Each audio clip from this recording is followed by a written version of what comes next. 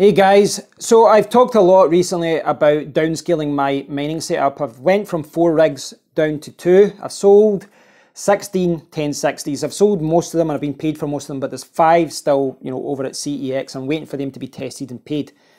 I also listed my 1080 Ti's for sale a few weeks ago, and I just listed them thinking, right, I'll see what happens. I haven't had any interest, but last night, out of the blue, I had not 1, but 2 buyers, and those 2 people bought the cards. So I sent those items today, and that's what I want to talk about in this video. I want to talk about some other things about, buying equipment and selling, but in this video, I just want to talk about actually sending your cards away. I know it isn't really related to cryptocurrency per se, but I thought it was interesting because I made a few mistakes. I really did make a few mistakes. I should have spent 40 or 50 minutes maybe, packaging up all my graphics cards and sending them away. But today I spent the best part of 3 or 4 hours.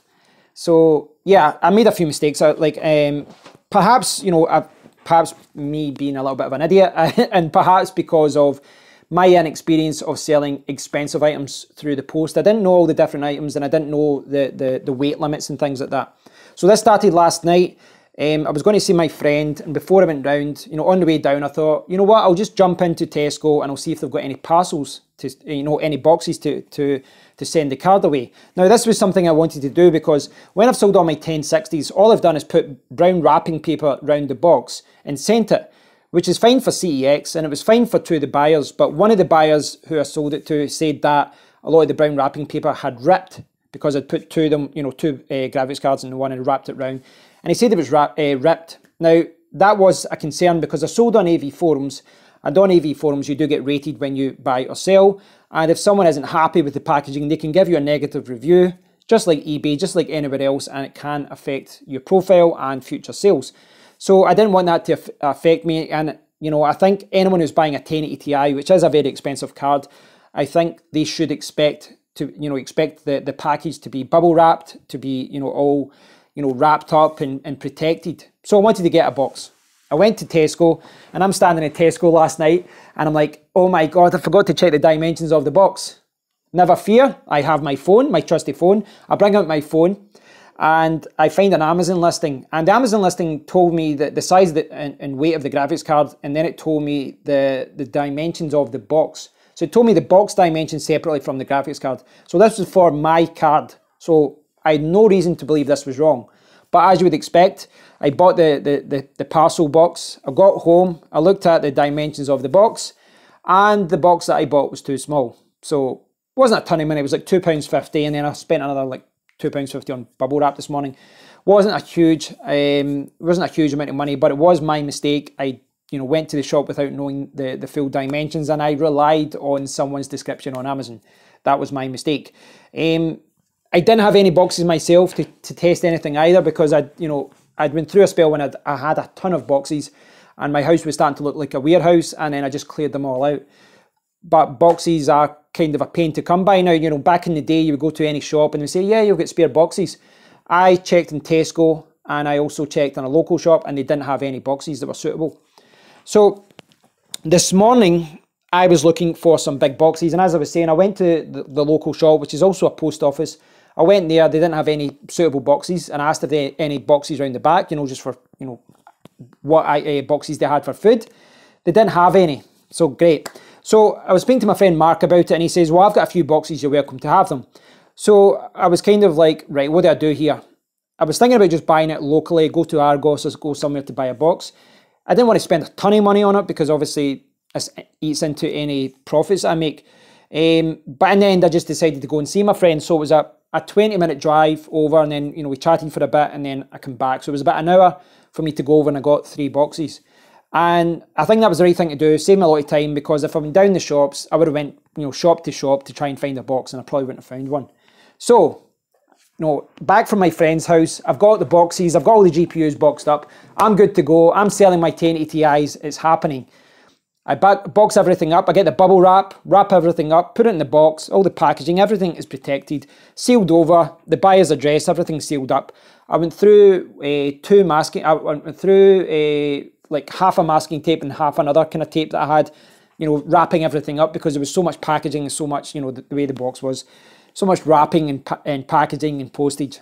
So that's great. I go over to the local shop there, the post office, to send it, and I was over the limit. Now, my friend Mark had told me that special delivery has to be under 2 kilograms, but then I saw another page on Parcel Force and on Royal Mail that said that you're allowed up to 7.5 kilograms. Now, I don't know what that was referring to, but it certainly wasn't special delivery. I was over the 2 kilogram limit, so I had to pay more. And it jumps from £11 up to £17.70. So in the UK, special delivery with Royal Mail is £11. You send it and you're covered up to £500. But the weight has to be under 2 kilograms.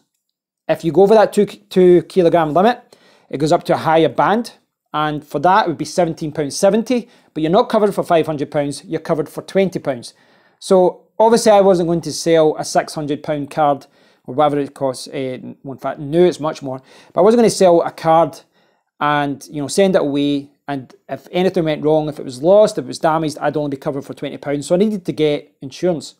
But with Royal Mail, you add insurance, they add another £16.50. So it puts it up to like £33, £34.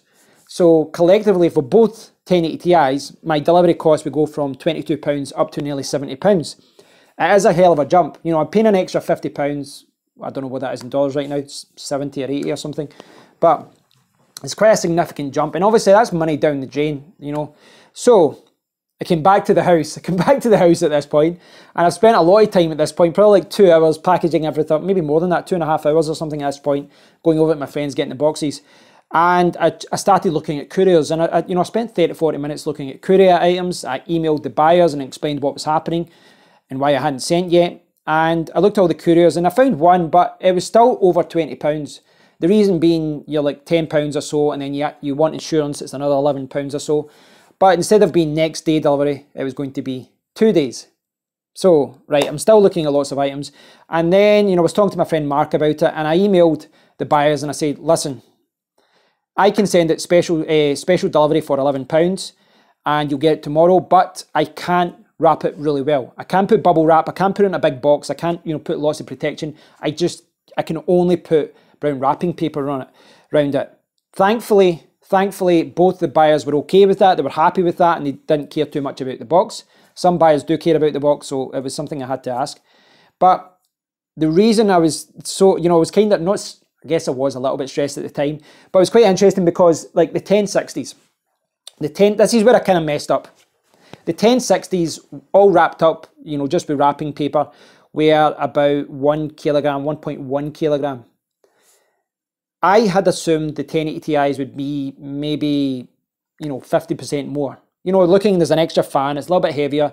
I thought, well, a realistic guess was maybe, 1.5 kilograms. But I didn't weigh it at the time because it was on the rig, it was running, it was, hanging up. But when you've got the card, when you've got a 1080 Ti and you put it into the box with all the packaging, it weighs 1.9 kilograms, which meant that I had 0.1 kilograms for the wrapping paper, for the tape, for everything.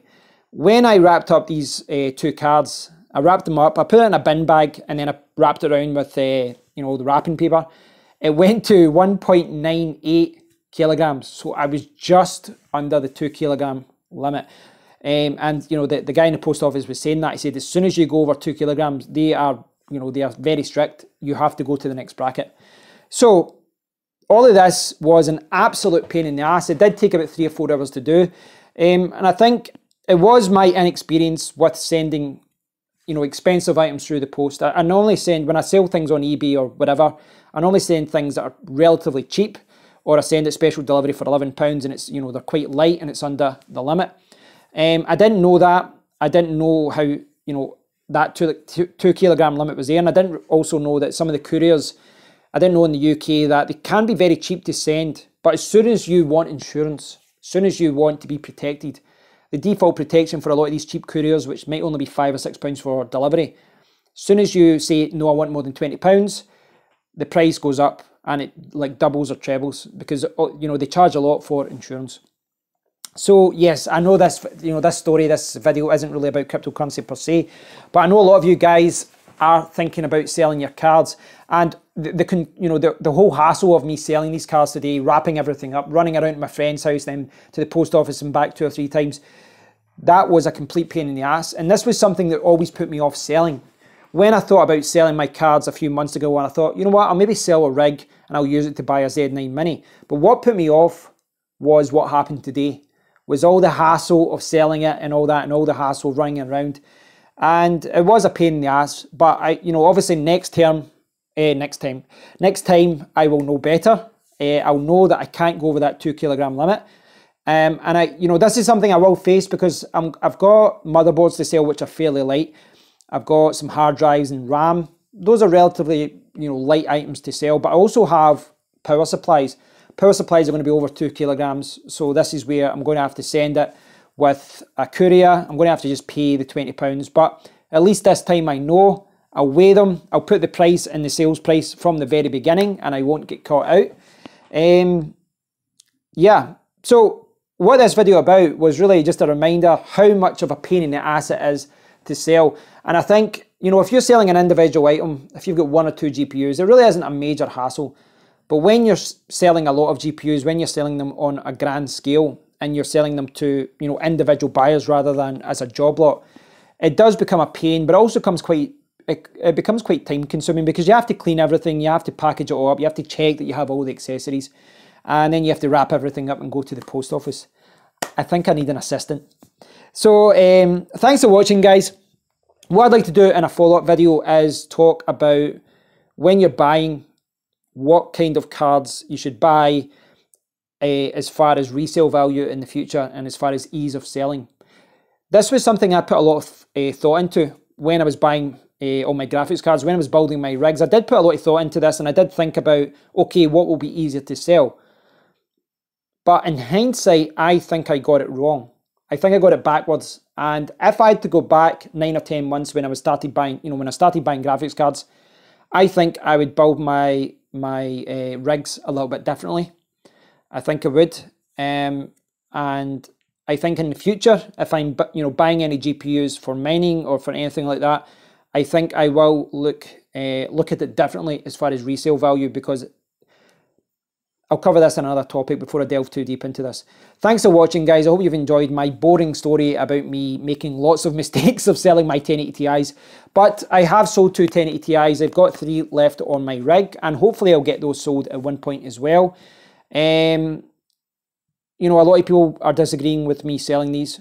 I think it's the right thing right now, and I don't think anything's going to change in the next few months to change my mind on that. But I am still bullish on crypto. I'll always be bullish on crypto. So thanks for watching, guys. I'd love to hear from you. And if you ever buy anything from me, I don't know if you would, or why would you be buying anything from me. But for the love of God, tell me which delivery service to use, because I don't have a clue. Thanks for watching, guys. Until next time, take care.